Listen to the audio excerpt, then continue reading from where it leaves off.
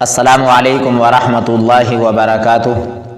میرے پیارے ناظرین و سامعین، آج میں پھر حاضر ہوا ہوں آپ حضرات کے سامنے ایک نئے مسئلے کی وضاحت کرنے کے لیے۔ مسئلے کا تعلق ہے لقطے سے۔ لقطہ کہتے ہیں گری پڑی ہوئی چیز کو۔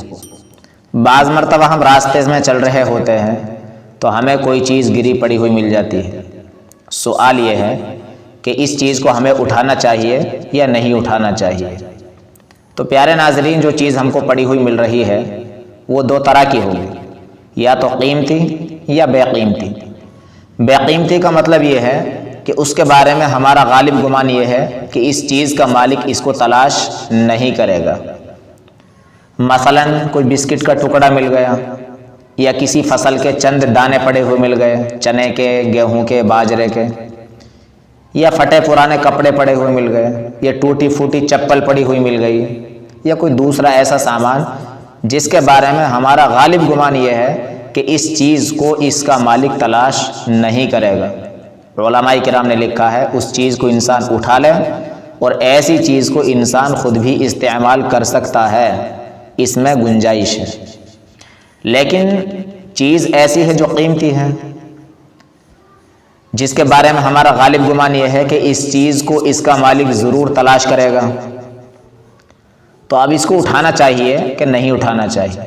تو پیارے ناظرین، اگر نیت کے اندر خرابی آ رہی ہے، ہمیں پیسے پڑے ہوئے ملے اور ہمارے دل میں آیا کہ ان کو اٹھا لوں اور ان پیسوں کو خود استعمال کر لوں گا، اس کے مالک تک ان کو نہیں پہنچاؤں گا، تو پھر تو اس کا اٹھانا انسان کے لیے حرام لکھا ہے علماء کرام نے، کہ اس نیت کے ساتھ اٹھانا کہ خود استعمال کروں گا، اس کے مالک تک نہیں پہنچاؤں گا، تو اس کا اٹھانا حرام ہے۔ لیکن آپ کی نیت اچھی ہے، آپ کو لگ رہا ہے کہ اگر میں اس چیز کو نہیں اٹھاؤں گا تو یہ چیز ضائع ہو جائے گی، یا کسی ایسے انسان کے ہاتھ لگ جائے گی جو اس چیز کو اس کے مالک تک نہیں پہنچا پائے گا، اور آپ کے دل میں یہ ہے کہ میں اس کو اٹھا کر بھرپور کوشش کروں گا اس کے مالک تک پہنچانے کی، تو آپ کے لیے مباح، مستحب اور بلکہ بہتر یہ ہے کہ اس کو آپ اٹھا لیجئے۔ اب آپ نے اس چیز کو اٹھا لیا تو اب اس کا کیا حکم ہے؟ اب حکم یہ ہے کہ آپ اس کی تشہیر کیجئے، چرچا کیجئے، پرچار کیجئے لوگوں کے درمیان میں۔ لیکن تشہیر کا طریقہ بھی ہم کو معلوم ہونا چاہیے۔ آپ اس چیز کی جنس کو تو بتا سکتے ہیں، مثلا یوں کہے کہ مجھے پیسے ملے ہیں، آپ یہ کہیں کہ مجھے کپڑے ملے ہیں، یعنی چیز کی جو جنس ہے اس کو تو آپ بتا سکتے ہیں، لیکن اس چیز کی مقدار کو، تعداد کو، یا اس کی ایسی صفت کو کہ جس صفت یا تعداد و مقدار کو سننے کے بعد میں دوسرا آ کر دعویٰ کر دیں، تو اتنی وضاحت آپ نہیں کریں گے۔ مثلا آپ کو 5,000 روپے مل گئے، اب آپ تشہیر کر رہے ہیں کہ مجھے 5,000 روپے ملے ہیں، 2 نوٹ 2,000 کے ہیں، ایک 500 کا ہے اور 5 نوٹ 100 کے ہیں، تو آپ نے ساری وضاحت کر دی۔ کوئی بھی انسان آئے گا، دعویٰ کر دے گا اور آپ سے اس کو لے جا سکتا ہے۔ ہاں اتنا کہہ سکتا ہے کہ مجھے فلاں جگہ کچھ پیسے ملے ہیں، جس بھائی کے بھی ہوں تو وہ نشانی بتلا کر اپنے پیسے مجھ سے وصول کر سکتا ہے۔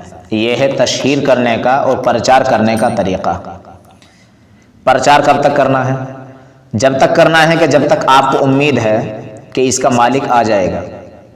لیکن کئی مہینے گزر گئے اور آپ نا امید ہو گئی اس کو مالک کو تلاش کرنے سے، اور آپ کو ایسا لگ رہا ہے کہ اب اس چیز کا مالک نہیں آئے گا، تو اب اس چیز کا حکم یہ ہے کہ اگر آپ خود مستحق زکوٰۃ ہو، شریعت کی نظر میں آپ غریب ہو، زکوٰۃ لینے کا مستحق ہو، تب تو اس چیز کو آپ خود استعمال کر سکتے ہو۔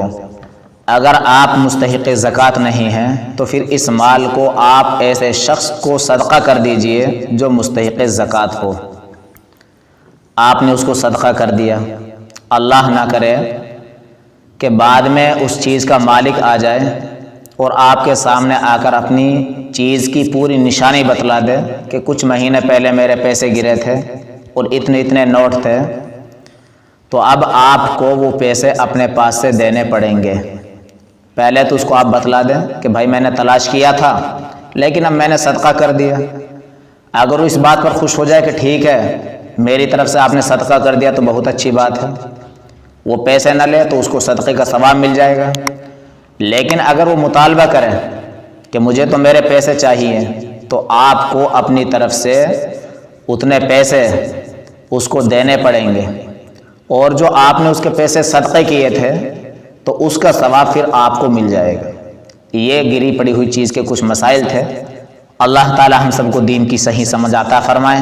اللہ تعالی قرآن و حدیث کے جتنے بھی احکامات ہیں سب پر اخلاص کے ساتھ اللہ ہمیں عمل کرنے کی توفیق نصیب فرمائے۔ السلام علیکم ورحمۃ اللہ وبرکاتہ۔